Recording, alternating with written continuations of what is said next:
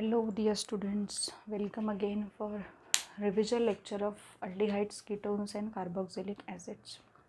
aldehydes, ketones and carboxylic acids में हमने preparation methods, बहुत से प्रिपरेशन मेथड्स थे वो कवर किए हैं. Physical properties of aldehydes and ketones जो है वो भी हमारा डिस्कशन हो चुका है. Lower aliphatic carboxylic acid, higher aliphatic carboxylic acid, fatty acids किनको कहा जाता है, विनेगर क्या होता है, ग्लेशियल एसिटिक एसिड क्या होता है, यहाँ तक हम लोग आके पहुँचे थे. अब हम लोग आगे बढ़ने वाले हैं रिएक्शंस ऑफ कार्बोक्सिलिक एसिड्स में. Before going to start reactions of carboxylic acid, we need to have certain knowledge about acidity of carboxylic acid. Carboxylic acid की जो एसिडिटी है बेसिकली वो कार्बोक्सिलिक एसिड को हर एक सेंस में वीक एसिड ही कहा जाता है मिनरल एसिड से. मतलब HCl, HB, HI, उसके बाद HNO3 है, H2SO4 है, ये मिनरल एसिड से. मिनरल एसिड के सेंस में अगर आप कार्बोक्सिलिक एसिड को देखोगे या उनके कंपैरिजन में अगर आप कार्बोक्सिलिक एसिड को देखोगे तो carboxylic acids are weak acids, but ये sure they show acidity to a certain extent. Now how they show acidity, what are the proofs, या आप ये बोल सकते हो कि आपके पास ऐसे क्या क्या रिजिड पॉइंट्स है कि जिसकी वजह से हम ये बोल सकते हैं कि कार्बोक्सिलिक एसिड जो है वो एसिडिक कैरेक्टर वहाँ पे क्या कर सकता है, दिखाता है.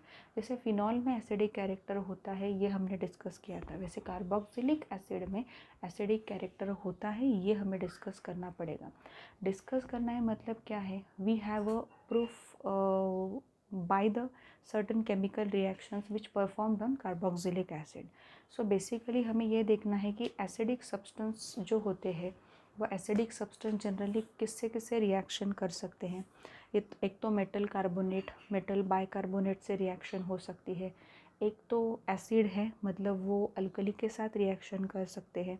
दूसरा हम ये देख सकते हैं कि एसिड है, मतलब वहाँ पे वो जो है वो वहाँ पे सोडियम, पोटेशियम, जिंक, ठीक है, ये जो इलेक्ट्रोपॉजिटिव मेटल्स होते हैं उनके साथ भी रिएक्शन कर सकते. ये अगर ऐसा हो रहा है कार्बोक्सिलिक एसिड में, so these are kind of proofs for acidity of that carboxylic acid. So let us see how we will showing this acidity of carboxylic acid. So यहाँ पे कार्बोक्सिलिक एसिड का जनरल फार्मूला मैंने लिखा है. General formula जो है वो RCOOH ही हम लोग यहाँ पे लिखने वाले. उसकी रिएक्शन हम देख रहे हैं इलेक्ट्रोपॉजिटिव मेटल के साथ. यहाँ पे आप सोडियम लो, यहाँ पे आप पोटेशियम लो, यहाँ पे जिंक भी ले सकते हो, यहाँ पे कैल्शियम भी ले सकते हो. मतलब जो मोस्ट इलेक्ट्रोपॉजिटिव मेटल्स है बेसिकली उनकी रिएक्शन आपको करनी है कार्बोक्सिलिक एसिड के साथ. कार्बोक्सिलिक एसिड के साथ उनकी रिएक्शन होगी and respective sodium salt of carboxylic acid वहाँ पे फॉर्म होगा along with hydrogen gas evolution. ये इवोल्यूशन होता है हाइड्रोजन गैस का. हाइड्रोजन गैस का इवोल्यूशन जो होता है वो पॉप साउंड से हम क्या कर सकते हैं, वहाँ पे फील कर सकते हैं. पॉप साउंड आता है, या जो भी स्प्लिंटर है उससे भी हम लोग उसका प्रेजेंस चेक कर सकते. सो बेसिकली वो इम्पॉर्टेंट नहीं है कि how we check experimentally whether hydrogen gas is evolve और नॉट. ये हमारा पॉइंट ऑफ डिस्कशन नहीं. हमारा पॉइंट ये है कि कार्बोक्सिलिक एसिड जो होते हैं बेसिकली ये सोडियम के साथ या पोटेशियम या जिंक या कैल्शियम इनके साथ रिएक्शन दिखा सकते. एग्जाम्पल लेके देखते हैं हम लोग. यहाँ पे सपोज CH3COOH हमने लिया, इसकी रिएक्शन हम सोडियम के साथ कर रहे हैं, ठीक है. यहाँ पे आपको मिलेगा CH3, C double bond O minus Na plus and यहाँ पे H2, सोडियम एसीटेट का फॉर्मेशन होगा. मतलब यहाँ पे हाइड्रोजन गैस इवॉल्व हो रहा है, sodium salt of carboxylic acid form हो रहा है, तो ये एसिडिक नेचर तो यहाँ पे शो कर रहा है 100%. एसिडिक नेचर वहाँ पे शो हो रहा है. Let us move towards next reaction which is also very important and you can say it is a sort of neutralization reaction. जैसे हमने देखा है कि फिनॉल्स जो होते हैं, फिनॉल भी NaOH के साथ रिएक्शन दिखाते हैं. वैसे कार्बोक्सिलिक एसिड भी NaOH मतलब अल्कली के साथ रिएक्शन कर सकता है. NaOH की जगह पे आप KOH भी लो तो भी वहाँ पे रिएक्शन पॉसिबल होगी. तो यहाँ पे RCOO माइनस Na+ मतलब वही sodium salt of carboxylic acid मिलेगा along with formation of water के वेपर्स वहाँ से बाहर निकल जाएंगे। Basically this is a neutralization. Carboxylic acid है, ये बेस है, ये यहाँ पे सॉल्ट फॉर्म हुआ है और यहाँ पे ये वाटर है। सो ये न्यूट्रलाइजेशन रिएक्शन हो रही है, मतलब यहाँ पे कार्बोक्सिलिक एसिड की एसिडिटी ये रिएक्शन से भी हम क्या कर सकते हैं, जज कर सकते हैं। Now moving towards next third and fourth reaction. अब ये जो रिएक्शन है ये भी काफ़ी स्पेसिफिक है, बिकॉज मेटल कार्बोनेट या मेटल बाइकार्बोनेट के साथ अगर कोई भी एसिड रिएक्ट करता है तो वहाँ पे हाइड्रोजन गैस नहीं बाहर निकलता, वहाँ पे CO2 बाहर निकलता है, कार्बन डाइऑक्साइड जो है वो बाहर निकलता है। सो कार्बन डाइऑक्साइड जो है वो वहाँ पे बाहर अगर निकल गया तो हम बोल सकते हैं कि कार्बोक्सिलिक एसिड की रिएक्शन मेटल कार्बोनेट या मेटल बाइकार्बोनेट के साथ हो रही है। Metal carbonate, metal bicarbonate specific लिया है मैंने सोडियम कार्बोनेट के साथ reaction. Again you will get sodium salt of carboxylic acid plus water plus CO2। ये न्यूट्रलाइजेशन नहीं है, ठीक है, प्लस वाटर प्लस CO2। यहाँ पे भी वही होगा, यहाँ पे sodium salt of carboxylic acid, water and CO2 यहाँ पे क्या होगा, रिलीज होगा। मतलब ये इम्पॉर्टेंट फैक्टर्स आपको याद रखने हैं। आपको पूछा भी जा सकता है कि अगर कोई रिस्पेक्टिव कार्बोक्सिलिक एसिड है उसकी रिएक्शन अगर पर्टिकुलर वहाँ पे किसी बाइकार्बोनेट या कार्बोनेट के साथ, मेटल कार्बोनेट या बाइकार्बोनेट के साथ हो रही है तो उससे कौन सा गैस जो है वो बाहर निकलता है, ठीक है। लाइम वाटर को वो मिल्की कर देता है, उतना ही याद रखो। वो तो बहुत ही 9th-10th में आपने पढ़ा है कि how do we check the evolution of carbon dioxide, because all these are gases no. So gases जो होते हैं वो एक्चुअल में हर एक गैस जो होता है वो ऐसा नहीं होता कि वो कलर आपको दिखाएगा। जैसे नाइट्रोजन डाइऑक्साइड होता है, नाइट्रोजन डाइऑक्साइड जिस पर्टिकुलर रिएक्शन में बाहर निकलता है वहाँ पे ब्राउनिश कलर के फ्यूम्स बाहर निकलते हैं। सो ईजीली रिकॉग्निजेबल है वो nitrogen dioxide. But carbon dioxide, hydrogen, उनको स्पेशल कुछ ऐसे टेस्ट होते हैं, उनसे ही आपको जज करना पड़ता है कि येस यहाँ से कार्बन डाइऑक्साइड बाहर निकला है और यहाँ पे पॉप साउंड अगर मिल रहा है तो you will have hydrogen evolution in the particular reaction. So यहाँ पे ये 4 रिएक्शंस है कि जो रिएक्शंस हमें ये बताने की कोशिश कर रहे हैं एक्चुअल में वहाँ पे कि कार्बोक्सिलिक एसिड जो होते हैं वो एसिडिक नेचर शो करते हैं 100%। कार्बोक्सिलिक एसिड जो होते हैं वो एसिडिक नेचर वहाँ पे शो कर रहे हैं। तो ये जानने के लिए चारों के चारों रिएक्शंस आपको पता होने चाहिए। मतलब ऑप्शंस में भी आपको ऐसे आ सकता है कि carboxylic acid will react with, ठीक है, किससे किससे रिएक्ट कर सकता है वो, इलेक्ट्रोपॉजिटिव मेटल के साथ रिएक्शन हो सकती है, देन उसके बाद NaOH के साथ, मतलब अल्कली के साथ, बेसिकली स्ट्रॉन्ग अल्कलीज के साथ रिएक्शन हो सकती है। उसके बाद अगर आप देखो तो सोडियम मतलब मेटल कार्बोनेट, मेटल बाइकार्बोनेट के साथ रिएक्शन हो सकती है। So what is the conclusion after getting all the reactions in carboxylic acid? So conclusive part वही है कि carboxylic acid shows acidic nature, acidic nature वहाँ पे शो कर रहा है। सो ये इम्पॉर्टेंट रिएक्शंस थे। अब हम लोग आगे थोड़ा सा यहाँ पे और एक पॉइंट पे डिस्कशन करेंगे कि जहाँ पे कार्बोक्सिलिक एसिड जो है उसकी एसिडिटी एक्सप्रेस करने के कोई अदर वेज भी हम लोग थोड़े से पढ़ लेंगे, वो भी इम्पॉर्टेंट है। वहाँ पे आपको इक्विलिब्रियम कांस्टेंट, ठीक है, इक्विलिब्रियम कांस्टेंट है, उसके बाद एसिडिटी कांस्टेंट है, ठीक है, बेसिसिटी कांस्टेंट है, उनके बारे में पता होना चाहिए। Ka, pKa एग्जैक्टली क्या होता है ये आपको फिज़िकल में पढ़ाया गया है।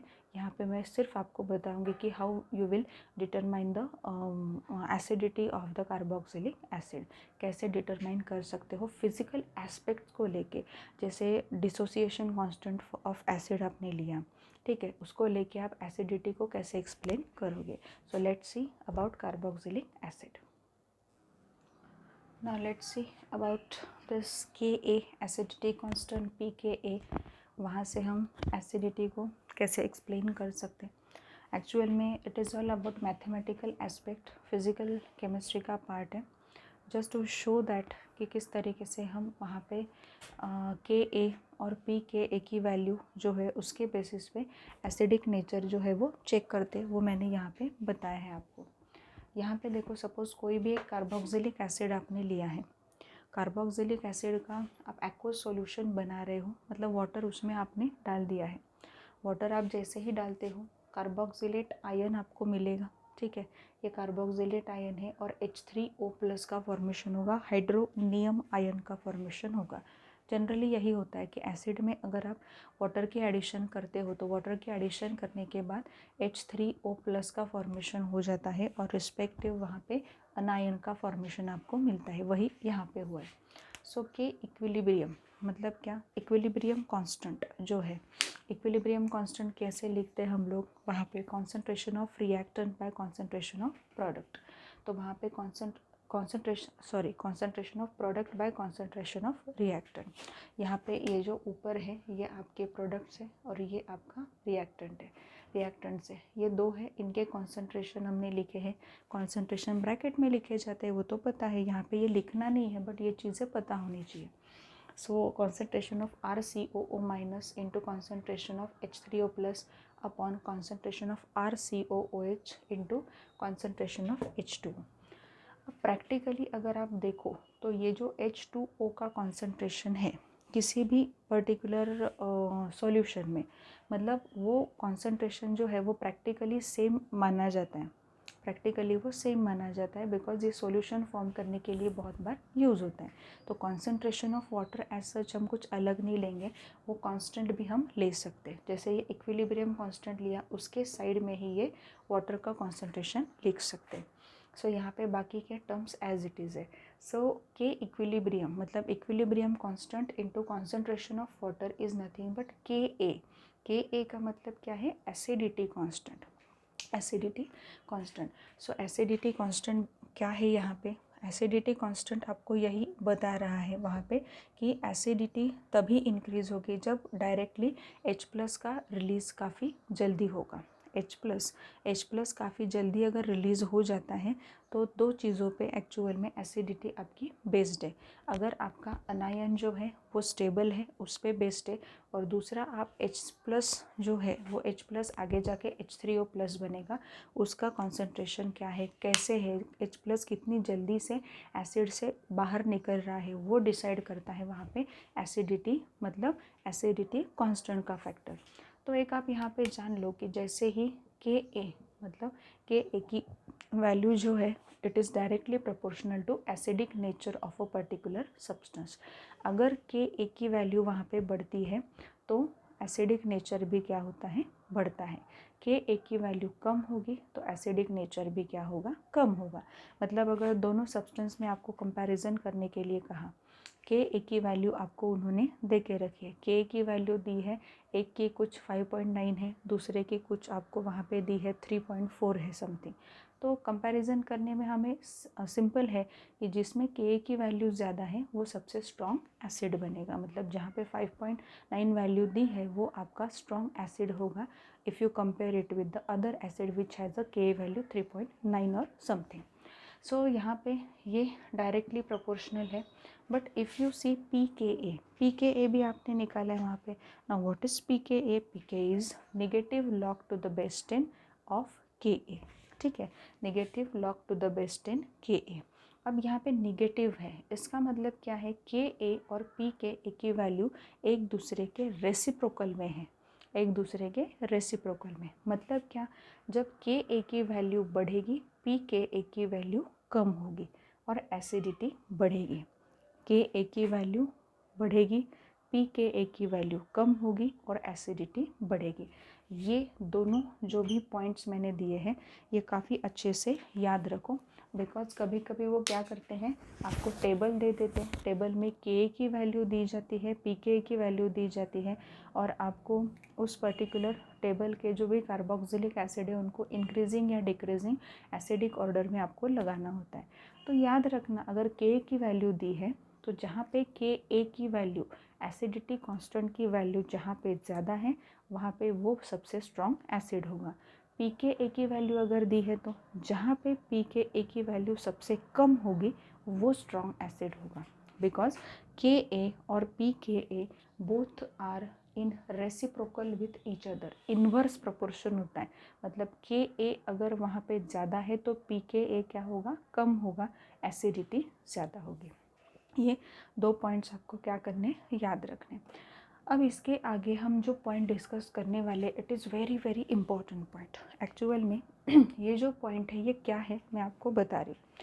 सपोज़ अगर मैंने ये कहा कि हमने अल्कोहल पढ़ा है, हमने फिनॉल पढ़ा है, ठीक है, अब हम कार्बोक्सिलिक एसिड्स जो है उनकी भी बात कर रहे हैं, तो उनको अगर आपको एसिडिक ऑर्डर में लगाना है या सबसे ज़्यादा एसिडिक कौन है, ये अगर आपको आंसर चाहिए इस चीज़ का, तो सबसे ज़्यादा एसिडिक वही है वहाँ पे कि जिसका अनायन स्टेबल है, अनायन जिसका स्टेबल है वो सबसे ज़्यादा एसिडिक होगा।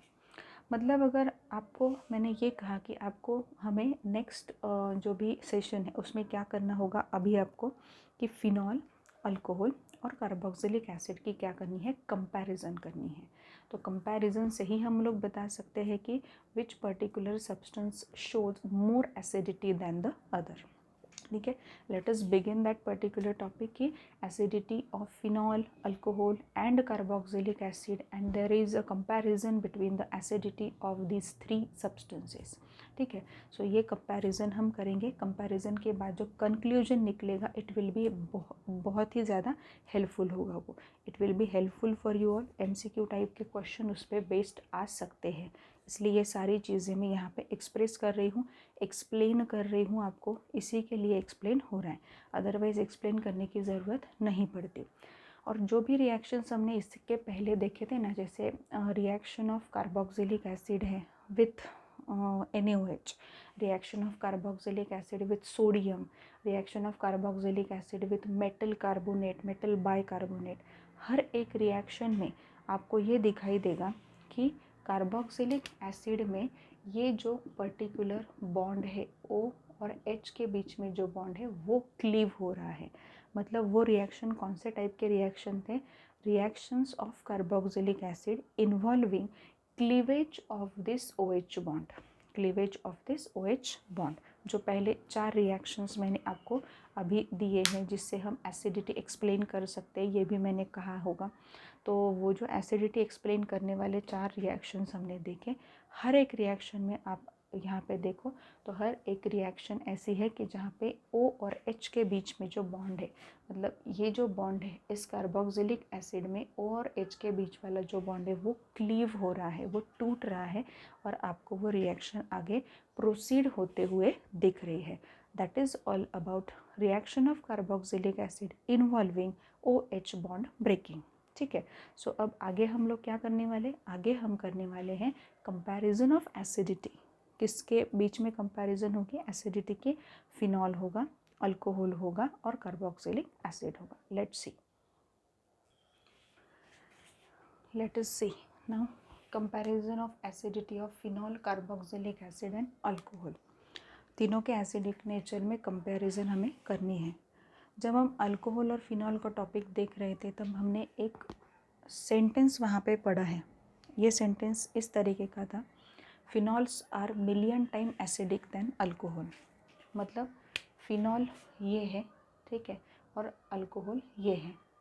अल्कोहल और फिनॉल के अगर आप कंपैरिजन करो, ठीक है, एसिडिक नेचर की, तो फिनॉल काफ़ी ज़्यादा एसिडिक नेचर वहाँ पे दिखाता है।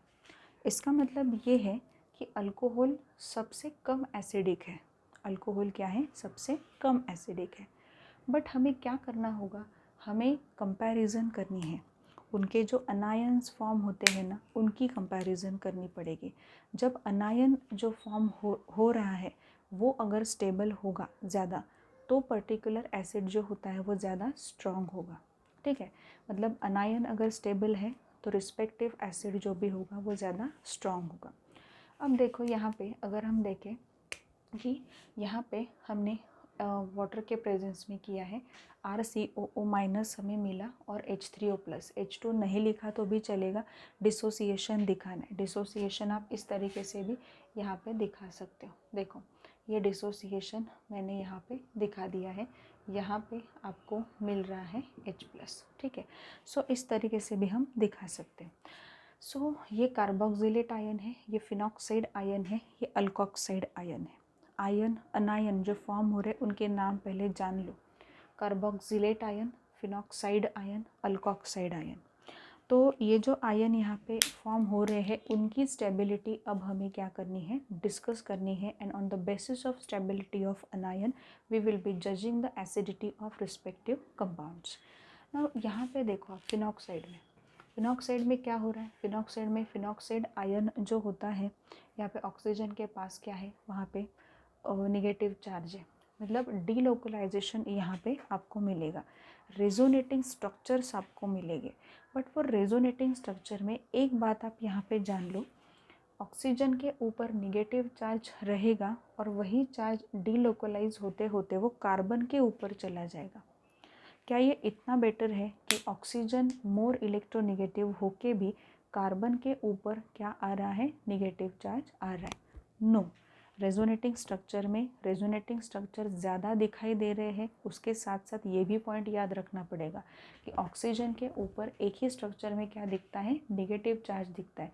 बाकी ये जो नेगेटिव चार्ज है ये डीलोकलाइज हो के आपके कार्बन के ऊपर आ रहा है।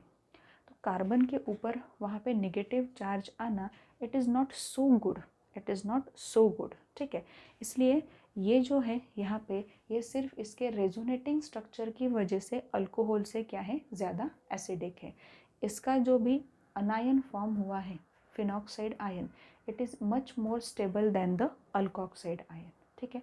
अल्कोक्साइड आयन में कोई रेजोनेंस नहीं दिख रहा, अल्कोक्साइड आयन एक ही तो वहाँ पे स्ट्रक्चर बना रहा है, तो यहाँ पे रेजोनेंस नहीं है, यहाँ पे रेजोनेटिंग स्ट्रक्चर काफ़ी सारे बन रहे हैं, ठीक है। तो यहाँ पे इन दोनों की अगर कंपैरिजन करो तो phenoxide ion is much more stable than the alkoxide ion and hence it is said that phenols are million times acidic than alcohol. Phenols are million times acidic than alcohol. Now let us compare carboxylate ion and phenoxide ion. It is the very important comparison. Now carboxylate ion and phenoxide ion के अगर आप comparison वहाँ पे करते हो तो ठीक है, फिनॉक्साइड आयन के बारे में तो अभी बताया मैंने आपको कि फिनॉक्साइड आयन में हो क्या रहा है, negative charge which is present on oxygen is delocalize in case of resonance. वो नेगेटिव चार्ज घूम घूम के आपको मिल रहा है कार्बन के ऊपर, ठीक है, ये हो रहा है। But if you see resonating structure of this carboxylate ion, carboxylate ion का रेजोनेटिंग स्ट्रक्चर अगर आप यहाँ पे देखो क्या होगा, कुछ नहीं, ये यहाँ पे आएगा, ये यहाँ पे, मतलब आप यहाँ पे देख सकते हो कि O माइनस यहाँ पे हो चुका है और यहाँ पे ऑक्सीजन आ गया। आइडेंटिकल रेजोनेटिंग स्ट्रक्चर आइडेंटिकल है वहाँ पे, और हमने बहुत पहले 11th में ये पढ़ा है कि आइडेंटिकल रेजोनेटिंग स्ट्रक्चर जब आप लोगों को मिलते हैं ना वहाँ पे, तो वो पर्टिकुलर अनायन ज़्यादा स्टेबल होता है। और दूसरा यहाँ पे प्लस पॉइंट क्या है, पॉजिटिव पॉइंट जो है वो क्या है यहाँ पे दूसरा, कि निगेटिव चार्ज देखो, निगेटिव चार्ज इस ऑक्सीजन से इस ऑक्सीजन पे आ गया, मतलब ऑक्सीजन के ऊपर ही आ रहा है, कार्बन के ऊपर नहीं आ रहा। Carbon is less electronegative than oxygen, मतलब यहाँ पे ये स्ट्रक्चर में और एक खासियत है और एक पॉजिटिव पॉइंट ये है कि ऑक्सीजन के ऊपर ही नेगेटिव चार्ज आ रहा है और वो ऑक्सीजन क्या है, ज़्यादा इलेक्ट्रोनेगेटिव ऑक्सीजन है than carbon. So it is better that कि negative charge should be on more electronegative atom, तभी वो रेजोनेंस, तभी वो अनायन ज़्यादा स्टेबल होगा। सो अब आप देखो, जब फिनॉक्साइड और ये कार्बोक्सिलेट आयन इनकी कंपैरिजन करोगे तो आपको समझ में आएगा कार्बोक्सिलेट आयन जो होता है वो ज़्यादा स्टेबल होता है देन फिनॉक्साइड आयन। दो रीजंस मैंने बताए, carboxylate ion is much more stable then phenoxide ion, ठीक है। तो कार्बोक्सिलेट आयन में क्या हो रहा है, सबसे पहले तो यह है कि आइडेंटिकल रेजोनेटिंग स्ट्रक्चर्स आपको मिलते हैं, ठीक है।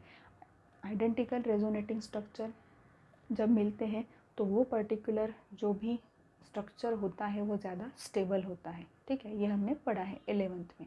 उसके बाद मैंने ये कहा कि ये जो कार्बोक्सिलेट आयन का रेजोनेंस हमने देखा है, रेजोनेंस में क्या दिखाई देता है आपको, मोर electronegative atom carries a negative charge which is very worth.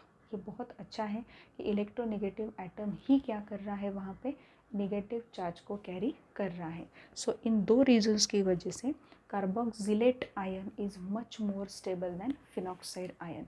मैंने आपको पहले ही कहा था फॉर्म होने के बाद, मतलब जो भी हाइड्रोजन है वो जाने के बाद जो अनायन फॉर्म होता है वो अगर ज़्यादा स्टेबल होगा तो एसिडिटी भी उसकी क्या होगी, ज़्यादा होगी। ये याद रखो, अनायन की स्टेबिलिटी ऑफ अनायन अगर बढ़ेगी तो acidity of that particular substance जो है वो बढ़ेगी। So at last what is our conclusive part यहाँ पे क्या होगा? कंक्लूसिव पार्ट हमारा ये होगा कि कार्बोक्सिलिक एसिड एसिडिटी में सबसे फर्स्ट है, then comes your phenol, then comes your alcohol. मतलब इन तीनों की एसिडिटी को अगर इंक्रीजिंग ऑर्डर में या डिक्रीजिंग ऑर्डर में लगाना है तो आपको पता होना चाहिए कि कार्बोक्सिलिक एसिड जो है वो फिनॉल से, वो अल्कोहल से सबसे ज़्यादा एसिडिक है। ये पॉइंट को याद रखना है। अनायन की स्टेबिलिटी जैसे बढ़ती है वैसे कंपाउंड का एसिडिक नेचर भी बढ़ता है। सिंपल से सोचो, ये अनायन फॉर्म हुआ है, ये अनायन अगर खुद स्टेबल नहीं होगा तो ये हाइड्रोजन को क्या कर सकता है, वापस ले सकता है। तो अनायन को खुद को स्टेबल होना ज़्यादा ज़रूरी है, और इस केस में अनायन बहुत ज़्यादा स्टेबल है। आपको ये भी क्वेश्चन पूछा जा सकता है कि कार्बोक्सिलेट आयन है, फिनॉक्साइड आयन है, अल्कोक्साइड आयन है, इसमें से बोलो कि कौन सा आयन ज़्यादा स्टेबल है। Carboxylate ion is much more stable, then comes your phenoxide ion, then comes your alkoxide ion. ये पॉइंट्स को बहुत अच्छे से याद रखो, एंड यही पॉइंट्स आपको आते हैं बेसिकली क्वेश्चंस इसके ही ऊपर आपको पूछे जाते हैं। तो कन्फ्यूजन बिल्कुल भी नहीं होना चाहिए। ये बिल्कुल आसान जो भी सेंटेंसेस है वो मैंने आपको यहाँ पे समझाए हैं।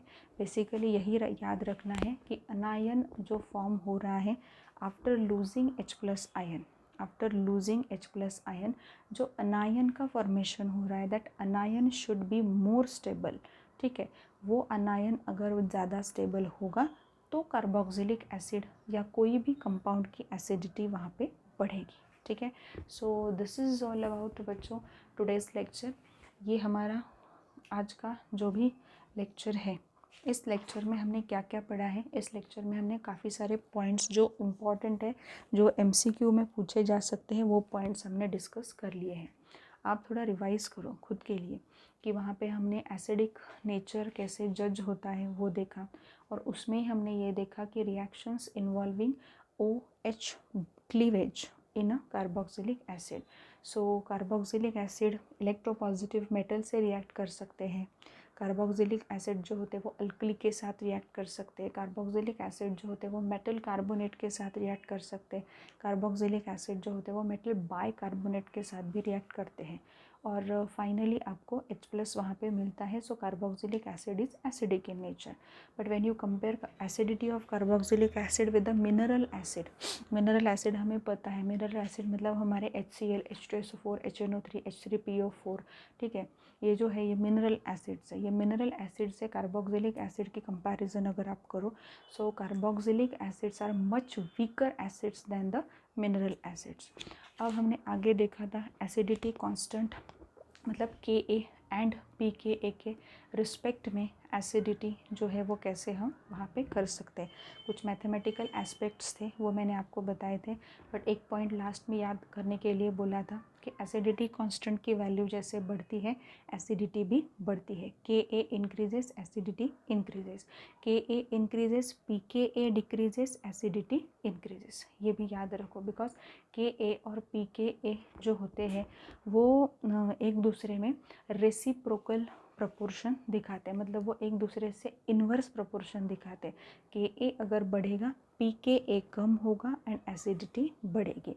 मतलब दो क्वेश्चंस आपको यहाँ पे पूछे जा सकते हैं, Ka के रिस्पेक्ट में वो पूछ सकते हैं या pKa के रिस्पेक्ट में पूछ सकते हैं। अगर K के रिस्पेक्ट में पूछा तो क्या है, डायरेक्ट प्रपोर्शन है एसिडिटी से। Ka अगर वहाँ पे बढ़ रहा है तो एसिडिक नेचर भी बढ़ेगा, बट pKa के एस्पेक्ट में अगर सोचे तो pKa अगर कम हो रहा है तो एसिडिक नेचर क्या होगा, बढ़ेगा। ये पॉइंट हमने देखा। एंड लास्ट में अभी हमने डिस्कस किया, it is all about comparison. काफ़ी इंपॉर्टेंट पॉइंट्स है ये, कंपैरिजन ऑफ एसिडिक नेचर और acidity of carboxylic acid, phenol and alcohol, because three of them, each of them are showing acidic nature, but which is more acidic and which is less acidic than the other, that has to be decided. That has to be decided on the basis of one point. If the after losing H plus ion, if your anion is much more stable, ठीक है, if your anion is much more stable, then acidic nature of that compound increases. जैसे मैंने यहाँ पे कहा carboxylate ion सबसे ज़्यादा stable है, उसके बाद फिनॉक्साइड आयन है, उसके बाद अल्कोक्साइड आयन है, एंड हेंस कार्बोक्सिलिक एसिड जो है वो सबसे पहले आता है, टॉप में आता है एसिडिटी में, देन आता है फिनॉल एंड देन आता है आपका अल्कोहल। ये हमने यहाँ पे पढ़ा।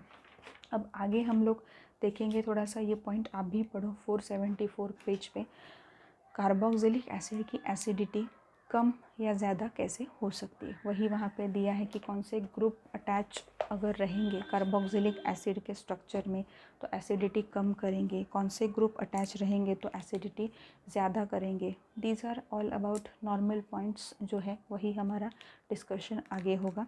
एंड देन यहाँ पे सिर्फ हमारा बाकी है रिएक्शंस ऑफ कार्बोक्सिलिक एसिड्स, उतने हम कंप्लीट कर लेंगे and then we will be moving to a next particular chapter, nitrogen containing compounds, nitrogen containing compounds और compounds containing nitrogen। ये हम आगे के इसमें may be carboxylic acid complete हो ही जाएगा, फिर नेक्स्ट लेक्चर में कंपाउंड्स कंटेनिंग नाइट्रोजन हम स्टार्ट करेंगे।